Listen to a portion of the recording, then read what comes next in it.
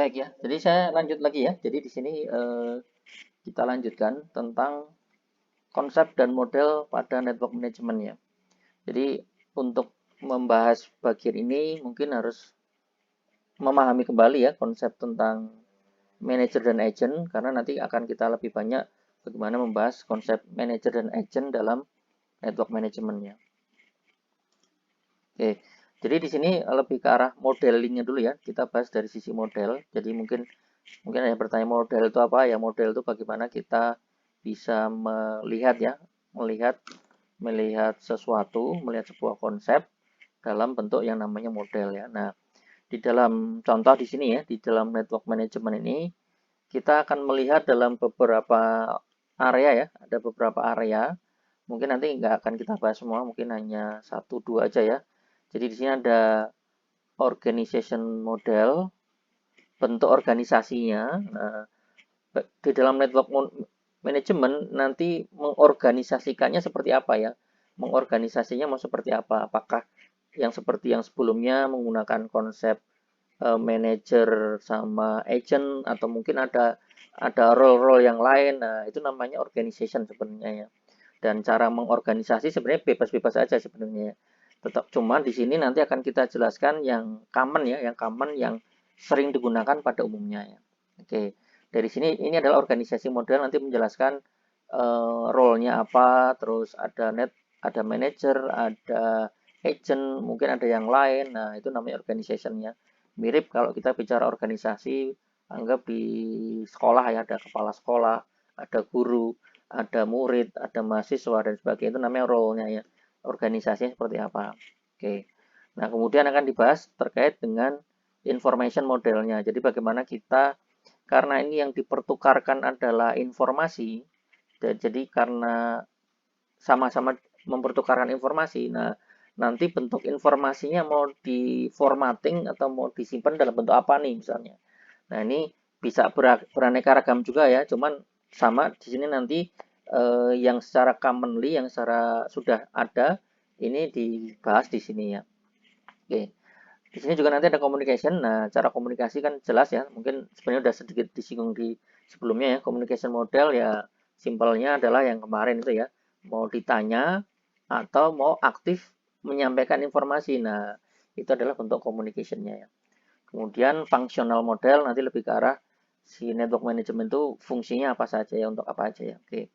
Nah, untuk part yang kali ini mungkin kita hanya bahas dua bagian dulu ini ya, terkait organisasi dan information model ya. Dan memang nanti semuanya itu akan biasanya ini saya kasih kotak merah ya, akan dibungkus yang namanya dalam bentuk protokol ya. Supaya apa? Supaya disepakati dengan sebuah protokol. Contoh protokol yang kita angkat di sini adalah SNNP ya, Simple Network Management Protocol ya, supaya nanti semuanya juga sepakat ya. Contoh organization model, karena adanya cuma manager dan agent ya sudah, semuanya juga sepakat role-nya hanya ada itu ya. Di luar itu yaitu tambahan aja sebenarnya. Oke, nanti juga sama, karena kita menggunakan format informasinya yang ini ya semuanya juga sepakat. Kita harus sepakat semuanya, semua hardware, semua device menggunakan bentuk tipe informasi yang seperti ini ya. Oke. Oke, contoh yang akan kita bahas nanti akan lebih banyak domain di ini ya, Simple Network Management Protocol, SNNP. Nah, ini mungkin akan kita bahas masing-masing di sini ya. Oke, jadi di sini berangkat dari yang namanya definisi dulu ya. Jadi organization model tadi sudah saya singgung ya. Describe component of network management system ya. Mungkin lebih tepatnya tadi saya sebut sebagai role ya. Role-nya ada apa saja. Oke, jadi di sini contoh ada namanya manager, ada namanya agentnya.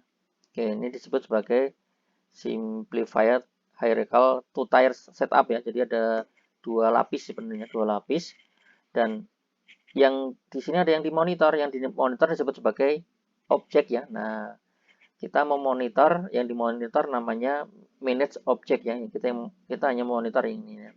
Nah, di sini disebutkan objek ini bisa apa aja. Mungkin ada kaitan dengan part sebelumnya adalah bisa hub, bisa router, bisa bridge, bisa server, bahkan bisa PC, bisa laptop, dan seterusnya. Nah, ini adalah objek-objek yang akan kita monitor ya. Oke. Kemudian di sini manage element have a process running on them, ya agent ini ya, agent ini akan kerjanya mereport ya. Oke. Nah, kemudian di sini ini ada namanya management information ya, MIP ya. Nah, jadi nanti si informasi-informasi terkait data-data itu nanti akan disimpan dalam bentuk mirip seperti database, tetapi mungkin formatnya agak berbeda ya. Namanya MIP ya. MIP, jangan bayangkan database ini kayak database SQL. Nah, mirip tapi berbeda ya. Kurang lebih nanti fungsinya adalah sebagai kamus ya, kamus datanya sebenarnya ya. Oke, jadi nanti kurang lebih seperti ini. Dalam konteksnya, maka saya bilang ini konteksnya SNNP ya. SNNP kita hanya melihat ada dua role ya sebenarnya, ada manager dan agentnya. Agentnya apakah boleh lebih dari satu? Ya malah boleh ya, boleh diizinkan lebih dari satu ya. Oke, nah nanti ini yang selanjutnya akan kita bahas gimana menyusun manager dan agentnya. Nah ini akan kita bahas ya. Contoh yang pertama ya, boleh nggak satu agent manajernya banyak? Nah ini boleh, namanya juga organisasi ya. Ibaratnya kalau saya contohkan, kepala sekolahnya dua, muridnya satu, atau gurunya dua, muridnya satu. Ini boleh nggak ya? Boleh-boleh aja. Mungkin ini siswanya siswa spesial ya. Siswa spesial, manajernya ada dua ya. Jadi di sini kita memungkinkan ada satu agent yang diakses oleh beberapa manajer ya. Beberapa contoh case-nya misalnya gini ya. Contoh case-nya adalah ini adalah device satelit atau misalnya device yang pernah saya ceritakan sebelumnya. Ini adalah misalnya sebuah BTS ya, BTS untuk keperluan di pedesaan. Nah, di sini ada dua manajer. Manajer yang pertama adalah manajer si yang punyanya sendiri, si yang operatornya anggap Excel ya mengoperasikan. Nah, satu lagi karena pemerintah juga pengen memonitor. Nah, pemerintah boleh dong bikin manajer juga dong. Misalnya pemerintah via Bakti ya, dia memonitor ya. Jadi satu agent dimonitor lebih dari dua manajer ya. Nah, ini contoh. Boleh nggak dan bisa nggak ya? Bisa ya. Dan contohnya case-nya banyak juga sebenarnya. Jadi biasanya ini adalah ada case di mana ada satu objek yang pengen dikelola oleh banyak banyak part ya, banyak part yang kepemilikannya berbeda ya. Jadi bisa jadi ini ada satu, misalnya ada satu satelit yang dimiliki bersama-sama misalnya, atau satu device karena mahal dimiliki bersama-sama. Nah, masing-masing pengen memonitor masing-masing ya. Jadi ada yang memiliki Indosat, ada ini nanti Telkomsel, ada nanti Excel. Nah, mereka punya kepentingan masing-masingnya. Nah, ini boleh sebenarnya. Oke, nah ini salah satu bentuk mengorganisasikan sebuah network management ya, network management dengan bentuk seperti ini ya. Oke, jadi ini bentuk yang pertama ya, multiple manager, single agent ya. Oke, oke. Nanti kalau misalnya ada agent lagi, boleh nggak ya? Boleh. Nanti juga mungkin kalau saya gambarkan di sini, ada agent di sini, nanti di apa istilahnya, dilihat oleh manajer yang lainnya. Oke.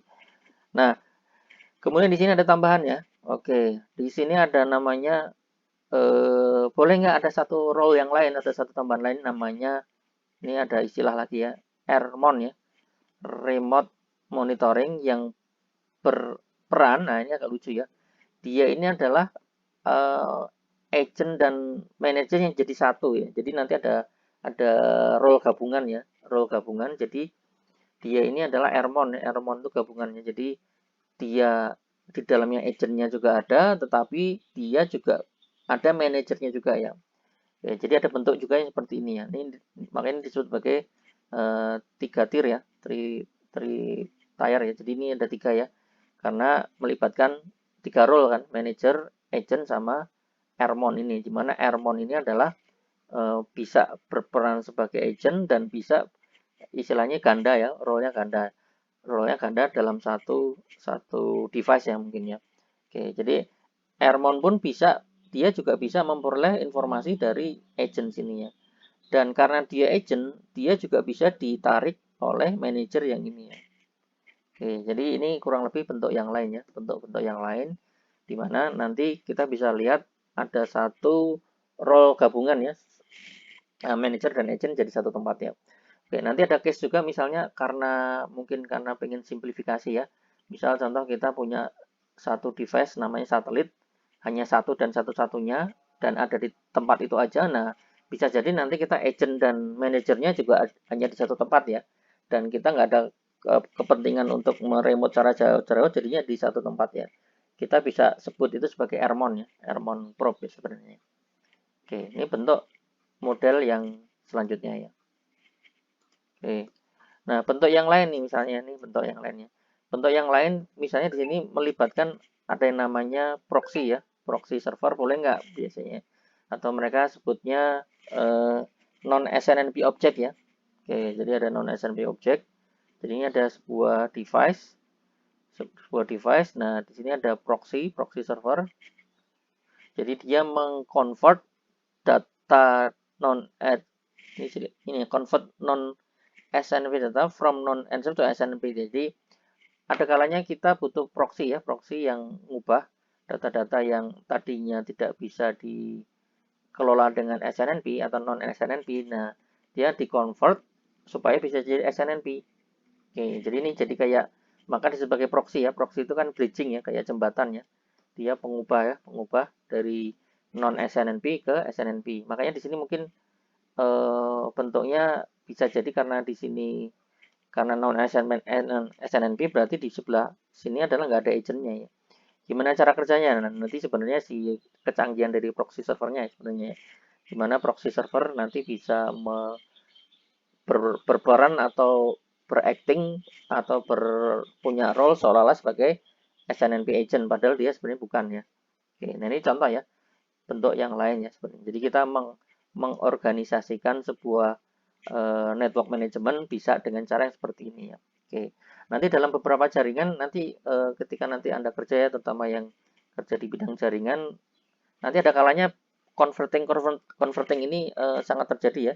Contoh yang mungkin yang pernah saya cerita misalnya untuk voice ya, dari voice ke IP kan butuh converting ya, dirubah ya. Karena kebanyakan sekarang untuk transmisi kan basisnya adalah udah IP base ya, udah internet base. Sedangkan untuk komunikasi voice, misalnya contoh telepon ya, bukan telepon WA ya, misalnya telepon yang biasa, itu kan masih pakai teknologinya voice ya. Voice itu ada satu teknologi yang lain. Nah, dari voice itu harus di-convert dulu, di-convert ke IP base ya. Jadi ada banyak teknologinya, misalnya dari TDMA atau IP misalnya. Jadi itu ada beberapa banyak teknologi untuk convertingnya. Jadi ini juga ceritanya sama ya, ceritanya juga sama. Kalau kita ada sebuah area network yang pengen kita monitor dan mereka itu jaringan yang tidak ready SNMP ya mungkin kita butuh namanya proxy ya. Kita butuh proxy supaya kita bisa mencari informasi yang ada di dalam device sebelah sini ya. Oke ya. Jadi ini dari sudut pandang organisasi ya. Nah, jadi kalau kita lihat secara umum ya organisasinya, secara umum ya cuma ada dua. Kalau kita menggunakan pendekatan SNMP ya. SNMP itu hanya menggunakan dua role ya, yaitu manager dan agent ya. Nah, tinggal tadi saya sampaikan apakah satu manajer banyak agent atau dibalik satu agent banyak manajer. Terserah itu nanti terserah kebutuhannya dan terserah ini seperti apa atau hybrid campuran ya. Agentnya banyak, manajer juga banyak ya. Jadi di sini kurang lebih seperti itu ya. Oke, gambarnya juga sama di sini. Di sini ada manajer. Cara kerjanya kalau Anda lihat juga sama ya. Ada get dan set ya. Kalau get itu meminta informasi, contoh ya, get suhu, berarti saya meminta informasi suhu. Nah, ada kalanya SNMP juga dikasih kemampuan set ya. Set misalnya set, ini cuma contoh yang lain ya, saya hanya mencontohkan ya. Set misalnya settingan ini tilting ya, tilting itu kalau di satelit mau muter sampai berapa derajat misalnya. Ini satelit saya kok miringnya agak salah misalnya, saya putar sedikit ya. Nah, saya bisa setting ya, saya ngeset supaya tiltingnya berubah ya. Jadi dia miringnya berubah misalnya, kemiringannya berubah. Nah, saya akan bisa perintahkan set. Nah, nanti di agentnya akan diterima ya. Set requestnya itu, oh ini ada perintah nih dari bos nih untuk mengubah derajat kemiringan satelit saya. Oke, berarti dia akan dirubah sama dia dan nanti dia akan bergerak ya. Oke, ini cuma contoh ya. Ada beberapa SNMP yang bisa sampai ke arah sana ya. Memang nggak semuanya ya, karena yang punya fitur set ini memang rada langka ya. Biasanya rata-rata SNMP itu fiturnya gate ya, rata-rata gate semua. Karena fungsinya kan monitoring. Kalau yang bisa sampai controlling itu sebenarnya rada langka ya, tapi ada juga yang bisa ya. Oke, nah jadi kurang lebih seperti itu.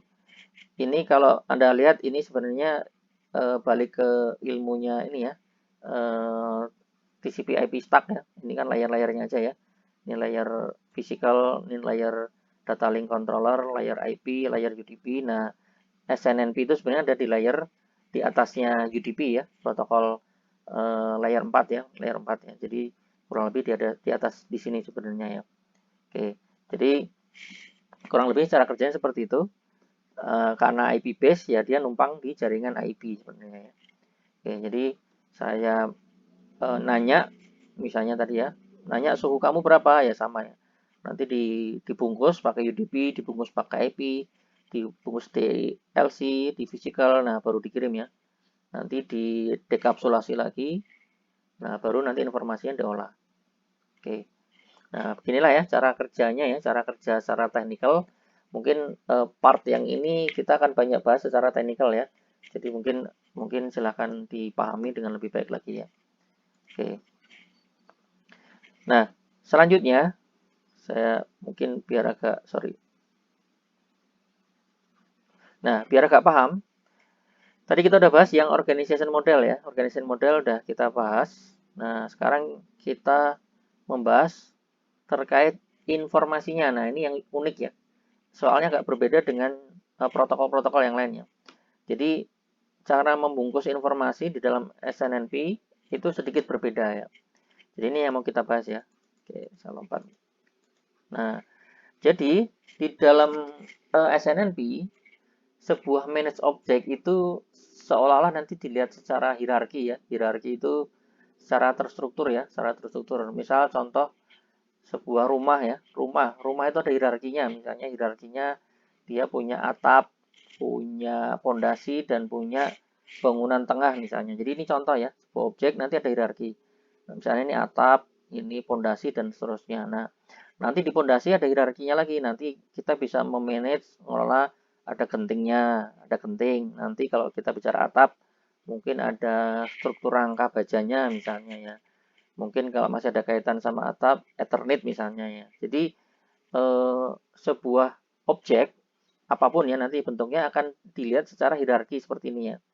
Jadi misalnya nanti PC itu juga sama, nanti hierarkinya mau seperti apa ya. Contoh, ya ini cuma contoh sederhana aja ya, nanti bentuknya nanti bisa sangat sangat tergantung dari ini ya, pengelolaannya ya. Contoh yang paling gampang kalau komputer ya, komputer ada hierarkinya ya kan, misalnya kita bicara bisa dari device-nya, bisa dari fungsionalitas juga bisa ya. Kalau kita dari device-nya ya mungkin kita lihat ini dari RAM-nya, nanti dari prosesornya, nah, bisa ya. Atau mungkin dari sudut fungsionalitas misalnya, oh ini fungsi untuk networking-nya, ini fungsi untuk processing-nya misalnya. Jadi nanti bagaimana memanage objeknya itu adalah kurang lebih seperti ini ya. Kenapa dibuat struktur seperti ini? Karena yang tadi saya sampaikan, nanti ada beberapa device itu yang strukturnya hampir sama ya.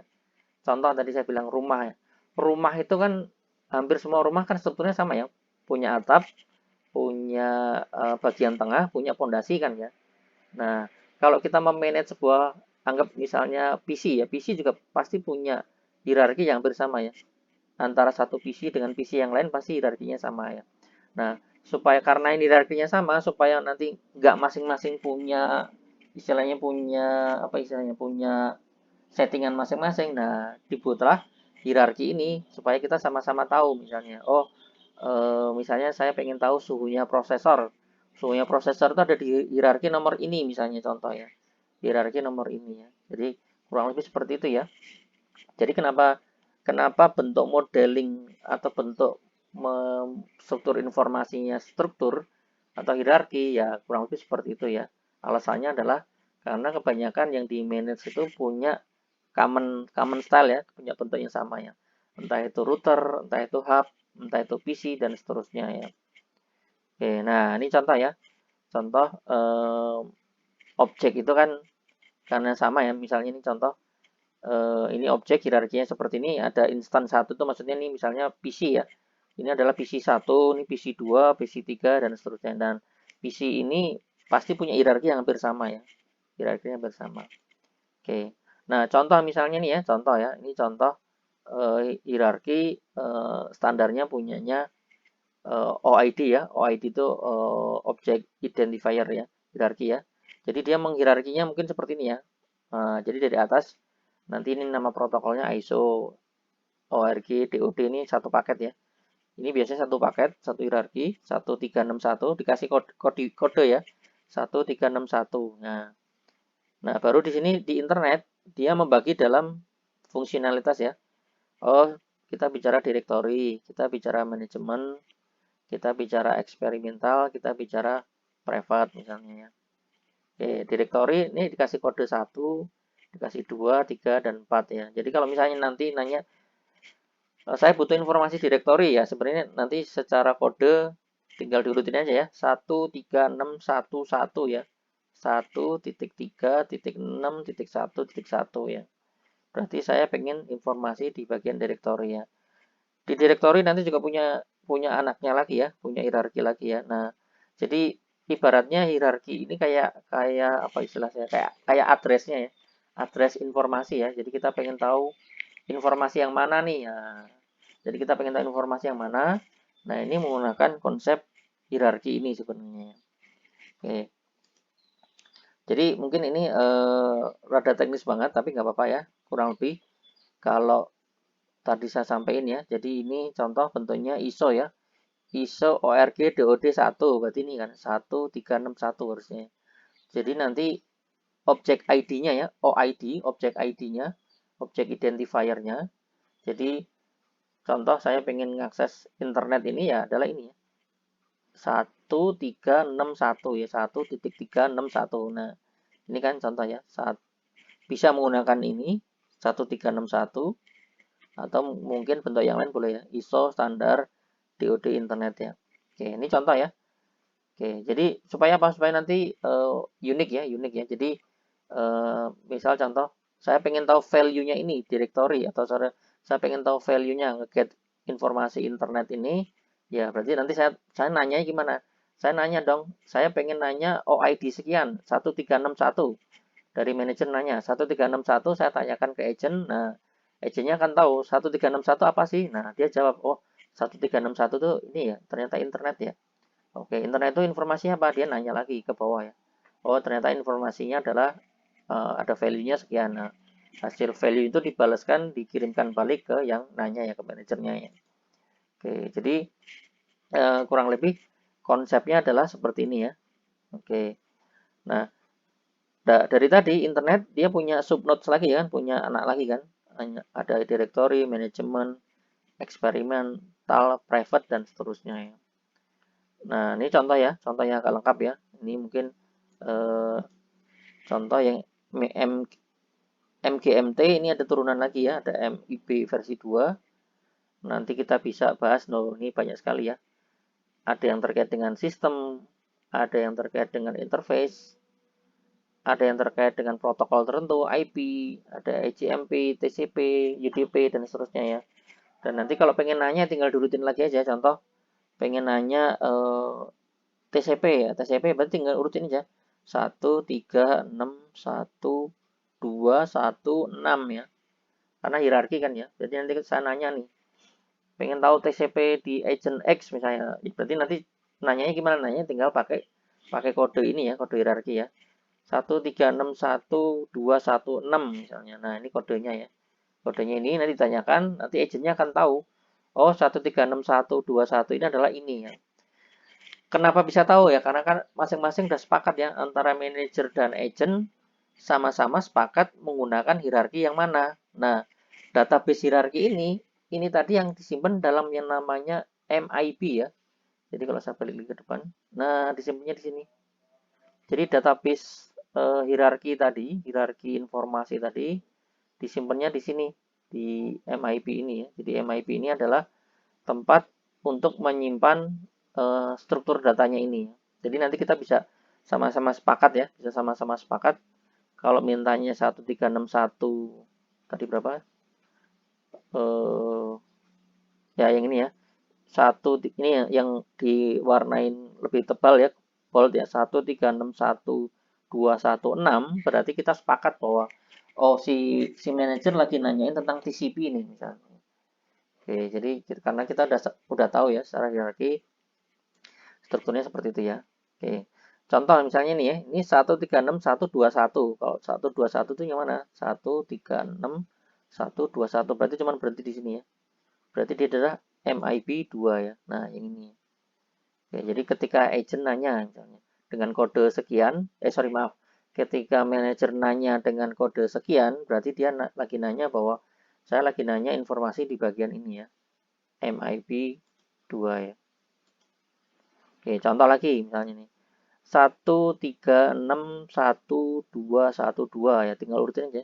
1361212. Oh, interface. Ya, berarti manajer lagi nanya kalau dengan kode ini nanya interface ini, informasi interface. Oke. Nanti di interface juga ada banyak, ada turunan lagi ya. Misalnya kalau kita bicara interface tuh kalau dalam jaringan misalnya wireless LAN-nya misalnya. Ininya misalnya ya Ethernet card-nya misalnya. Nah, itu contoh interface ya. Itu nanti ada kodenya lagi ya. Oke, jadi nanti membuatnya dengan struktur tree ya. Oke. Ini ada contoh lagi nih misalnya ya. 136141 ya, tinggal kita urutin aja. 13614. Nah, 4 ke sini ya, ke kanan ya. 41 ya, berarti dia nanya ini ya. Nanya private enterprise ya. Oke. Yang ditanya adalah ini ya. Oke ya. Jadi bagaimana apa istilahnya menanyanya bagaimana? Nah, di sini menggunakan hierarki ya. Kenapa hierarki? Tadi sudah saya sampaikan ya. Saya sampaikan karena beberapa hardware device itu punya hierarki yang sama. Jadi makanya dibuat struktur hierarki yang seperti ini ya. Oke. Nah, bagaimana mengatur hierarkinya? Nah, biasanya ada yang ngatur juga ya. Mirip kayak addressing, cuman ini addressingnya beda ya. Ini addressing ke arah SNMP objeknya. Ini diatur oleh IANA ya. IANA mengatur dengan cara, kalau kita bicara internet kan 1361 ya, otomatis dari atas tadi ya. Kemudian kalau kita bicara lebih private, ini 4. Kemudian enterprise, nah ini unik ya. Enterprise, ini bahkan udah dikasih kode ya. Contoh misalnya kalau Cisco, produknya Cisco 9 ya. Produknya HP 11, produknya Tricom 43, produknya Kabeltron 52. Nah, supaya apa? Supaya nanti kalau yang tadi saya sampaikan di depan ya, bahwa supaya nanti kalau kita punya device yang berbeda-beda, kita bisa saling tanya ya misalnya. Misalnya nanti device yang mau kita monitoring produknya HP misalnya, produknya HP ya. Produknya HP ya, nanti hierarkinya 1361411 ya, nanti sananya 11. Nah, nanti dalam 11 ada turunannya lagi. Kira-kira saya mau nanya apa lagi nih ya, di dalam detailnya ya. Nah, ini yang disebut sebagai enterprise number ya. Enterprise number, Cisco, HP, Tricom, dan sebagainya. Nanti silahkan dilihat di sini ya. Pasti udah banyak updatean ya, enterprise number ya. Jadi kalau misalnya Anda seorang pabrikan baru, gimana caranya ya supaya Anda masih dalam tanda kutip terhitung ya, dihitung di dalam SNMP-nya ya, Anda harus mendaftarkan diri ya. Nanti kalau punya produk baru atau punya pabrikan baru, masukkan ke sini ya. Oke. Jadi kurang lebih seperti itu ya. Nah, ini baru kita bicara terkait dengan hierarkinya. Oke. Nah, di bagian ini kita bicara terkait dengan, ini agak beda ya, terkait dengan namanya kita menyimpan tipe datanya ya, bagaimana menyimpan tipe datanya dan seterusnya. Data type ya, data type ini juga sebenarnya ada strukturnya lagi sebenarnya ya. Jadi mirip kayak di programming ya. Programming itu kalau Anda pernah mendefinisikan variabel, variabel itu contoh, variabel itu ada public, ada private, ada protected. Nah, itu atributnya ya, atribut-atributnya ya. Jadi nanti di sini juga kurang lebih ada ya. Ada simple or primitive misalnya ya. Kemudian define or application. Nah, ada constructor or structure ya. Oke. Ini dari structure. Nah, kemudian ini dari kelasnya ya. Jadi ini ada universal, ada application, ada konteks spesifik, ada private dan seterusnya. Jadi kalau yang tadi kita bicara address-nya, nah kalau ini bicara isinya ya. Isi dari address ini apa ya? Oke, contoh misalnya ya.